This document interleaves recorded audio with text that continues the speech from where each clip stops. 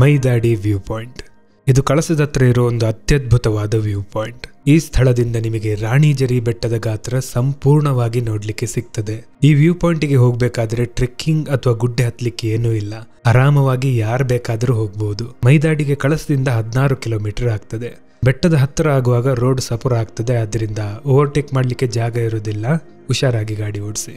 ಗಾಡಿ ಪಾರ್ಕ್ ಮಾಡ್ಲಿಕ್ಕೆ ಈ ಗೂಡಂಗಡಿ ಹತ್ರ ಸ್ವಲ್ಪ ಜಾಗ ಇದೆ. ಇಲ್ಲಿಂದ ವ್ಯೂ ಪಾಯಿಂಟಿಗೆ ಬರೀ 5 ನಿಮಿಷ ನಡೆದ್ರೆ ಆಯ್ತು. ಸೀದಾ ಈ ವಿಶಾಲವಾದ ಜಾಗಕ್ಕೆ ಬರ್ತೀರಾ.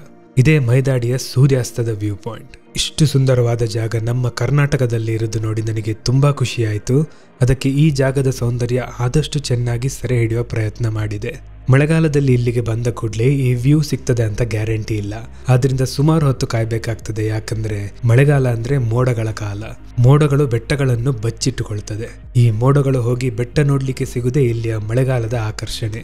ಇಲ್ಲಿಂದ ಬಲಕ್ಕೆ ಹೋದರೆ ಇನ್ನೊಂದು ವ್ಯೂ ಪಾಯಿಂಟ್ ಇದೆ, ಅದು ಮೈದಾಡಿಯ ಕಣಿವೆ ವ್ಯೂ ಪಾಯಿಂಟ್.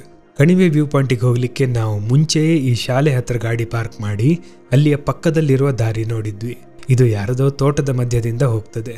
ನೀವು ಈ ದಾರಿಯಿಂದ ಬರಬೇಕಾದಿಲ್ಲ, ಆ ಸೂರ್ಯಾಸ್ತದ ವ್ಯೂ ಪಾಯಿಂಟಿನ ಬಲಬದಿಯಿಂದ ನಡ್ಕೊಂಡು ಹೋದ್ರೆ ಆಯ್ತು. ಮತ್ತೆ ಇನ್ನೊಂದೇನಂದ್ರೆ ಈ ಸೂರ್ಯಾಸ್ತದ ವ್ಯೂ ಪಾಯಿಂಟ್ ಅಲ್ಲಿಯೇ ಯಾವುದೋ ಬಿಲ್ಡಿಂಗ್ಗಳು ಕಟ್ತಾ ಇದ್ದಾರೆ. ಇದು ಹೋಮ್ ಸ್ಟೇಯಾ ಅಥವಾ ರಿಸಾರ್ಟಾ ಅಂತ ಗೊತ್ತಿಲ್ಲ, ಆದ್ರೆ ಈ ಅದ್ಭುತವಾದ ವ್ಯೂ ಪಾಯಿಂಟಿಗೆ ಸ್ವಲ್ಪ ಅಡ್ಡ ಆಗಿದೆ ಅದು. ಅದಕ್ಕೆ ಮುಂದಿನ ಸಲ ಹೋದಾಗ ಇದರ ಪಕ್ಕದ ಗುಡ್ಡೆ ಹತ್ತಿ ಈ ವಿಶಾಲವಾದ ಜಾಗ ನೋಡುವ ಪ್ರಯತ್ನ ಮಾಡಬೇಕಾಗ್ತದೆ. ಸೊ ಇದು ಕಳಸದ ಹತ್ರ ಇರುವ ಅತಿ ಸುಂದರವಾದ ಮೈದಾಡಿ ವ್ಯೂ ಪಾಯಿಂಟ್. ನೀವು ಕಳಸ ಅಥವಾ ಚಿಕ್ಕಮಗಳೂರು ಕಡೆ ಟ್ರಿಪ್ ಹಾಕಿದ್ರೆ ಖಂಡಿತ ಈ ವ್ಯೂ ಪಾಯಿಂಟ್ ಮಿಸ್ ಮಾಡಬೇಡಿ.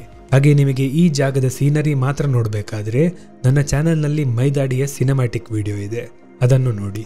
ಈ ವಿಡಿಯೋ ನೋಡಿ ಇಷ್ಟ ಆಗಿದೆ ಅನ್ಸ್ಕೊಳ್ತೇನೆ. ಇಷ್ಟ ಆದರೆ ಲೈಕ್ ಮಾಡಿ, ಚಾನಲ್ಗೆ ಸಬ್ಸ್ಕ್ರೈಬ್ ಆಗಿ. ಏನಾದರೂ ಪ್ರಶ್ನೆಗಳಿದ್ರೆ ಕಮೆಂಟ್ನಲ್ಲಿ ಕೇಳಿ. ಮುಂದಿನ ವಿಡಿಯೋಲ್ಲಿ ಸಿಗುವ. ಧನ್ಯವಾದಗಳು.